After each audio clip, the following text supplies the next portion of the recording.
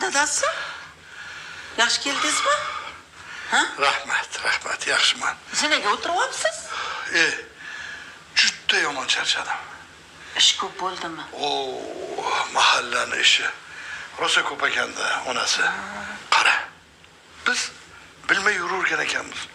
Mahallada juda g'alvali oilalar bor ekan. Yo'q-e? Ana Anvar akani kelini bor-ku. Shunaqa qaynotasiga shunaqa sapchir ekan.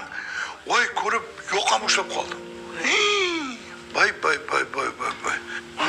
Yana shu o'tgan yili yo boshqa yili ko'chib kelgan bir oila bor ekan. Kuyovning onasi bilan qaynonasi bilan teppa-teng janjal qilyapti. Hattoki kelini o'sha qaynonasiga qo'lam ko'targan ekan. Voy tavba. Voy dadasi, bizning kelinlarimiz tilla, hammasi yaxshi, Xudoga shukr. Yaxshi. Unaqalardan asrasin. Meni kelinlarim shunday qilib ko'rsinchi, hatto ko'zimga tik qaramaydi. Qancha urishsam ham, tanbeh bersam ham shu xo'p bo'ladi adajon deb turishadi. Ana. Bizning kelinlar-ku yaxshi. Ba'zida siz ularni qiynab qo'yasiz-da, dadasi. Endi onasi